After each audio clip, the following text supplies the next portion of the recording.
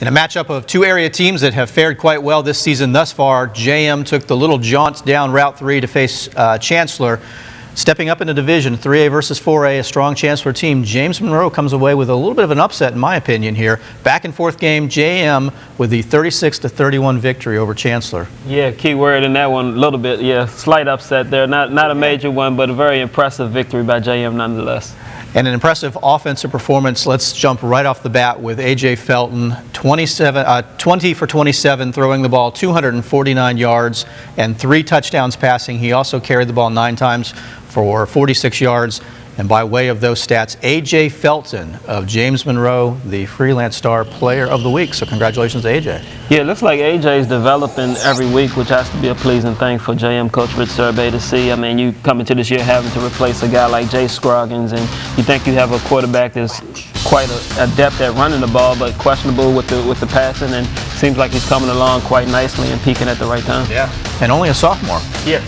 So, you know, that's for Yellowjacket fans, that certainly bodes well. Yes, indeed. DJ Welton with 2 touchdowns carrying as well.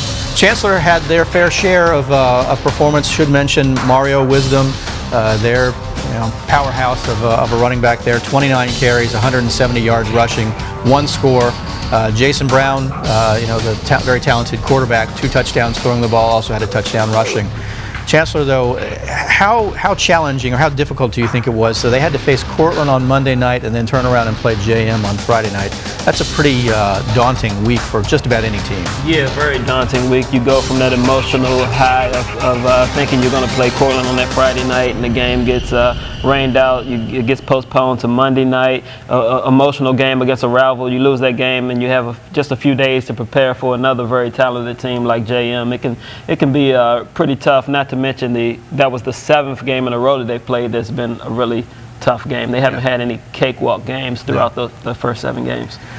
Schedule may get a little bit easier for them. We'll talk about that in a bit here as well. But JM moves to 6-1 on the season. They opened, so they've won 6 in a row now as well. They had a season opening loss at Dinwiddie. Certainly no shame in that loss. They've performed quite well along the way here. So this JM team, they always seem to have a way of sort of sneaking up on you. They're not going to blow you away, at least they haven't in the last several years. But you look around late in the season, and my golly, there they are again. They're always going to be there because of that coaching staff. I mean, it's one of the best coaching staffs in the state. They find a way to piece it together, no matter what they have. They find a way to put the pieces of the puzzle together and make it work. Well, they certainly made it work Friday night. JM with the 36-31 victory over Chancellor.